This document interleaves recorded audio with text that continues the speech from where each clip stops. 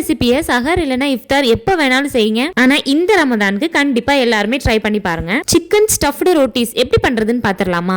இதுக்கு நான் ஒரு சாப்பர்ல 2 பெரிய வெங்காயம் சேர்த்து இந்த மாதிரி நல்ல தூளா கட் பண்ணி எடுத்திருக்கேன். இதை வந்து நல்லா பிழிஞ்சிட்டு கொஞ்சம் கூட தண்ணி இல்லாம எடுத்துக்கலாம். அதே மாதிரி ஒரு கைப்பிடி நிறைய புதினா இலை மல்லி இலை சேர்த்து சாப்பர்ல நல்ல தூளா நறுக்கி சேர்த்துக்கலாம். இந்த அளவுக்கு நல்ல தூளா நறுக்கிறதுனால மல்லி இலை புதினா இலையோடைய ஃபிளேவர் வந்து நல்லா இறங்கும். அதுக்கப்புறம் 2 பல்லு பூண்டு, ஒரு சின்ன துண்டு இஞ்சி, ஒரு பச்சை மிளகாய் நான் சேர்த்திருக்கேன். நீங்க உங்க காரத்துக்கு ஏத்த மாதிரி சேர்த்துக்கலாம். அதையுமே நல்லா தூளா நறுக்கி சேர்த்துக்கோங்க. அடுத்து ஒரு கைப்பிடி நிறைய கருவேப்பிலை சேர்த்து இந்த மாதிரி தூளா நறுக்கி சேர்த்துக்கோங்க. கருவேப்பிலை நல்ல ஒரு ஸ்ட்ராங்கான ஃபிளேவர் கொடுக்கும். அப்புறம் 400 கிராம் சிக்கன் பிரஸ்ட் பீஸ் எடுத்திருக்கேன். எலும்புகள் இல்லாத சிக்கனை மிக்சியில பல்ஸ் மோட்ல போட்டு எடுத்துட்டு வந்துருங்க. இல்லனா நீங்க சாப்பர்ல கூட போட்டு எடுத்துக்கலாம். இதையுமே இதுல சேர்த்துக்கோம். இப்போ நம்ம மசாலாஸ்லாம் சேர்த்துக்கலாம். 1/2 டீஸ்பூன் மஞ்சள் தூள், 1 டீஸ்பூன் காஷ்மீரி மிளகாய், 1 டீஸ்பூன் கரம் மசாலா, 1 டீஸ்பூன் கறி மசாலா, 1/4 டீஸ்பூன் பெப்பர் தூள், 1 டீஸ்பூன் போல ஜீரகத்தூள், தேவையான அளவுக்கு உப்பு எல்லாம் சேர்த்துட்டு மேகி சிக்கன் ஸ்டாக் எல்லாம் இங்க கிடைக்கும். அதுல ஒரு 1/2 பீஸ் போல சேர்த்திருக்கேன். இது வந்து டேஸ்ட்டுக்காக தான் சேர்த்திருக்கேன். இது நீங்க சேர்க்கலனாலும் பரவாயில்ல, ஆப்ஷனல் தான். கடைசியா 2 டேபிள் ஸ்பூன் நிறைய பிரெட் கிரம் சேர்த்திருக்கேன்.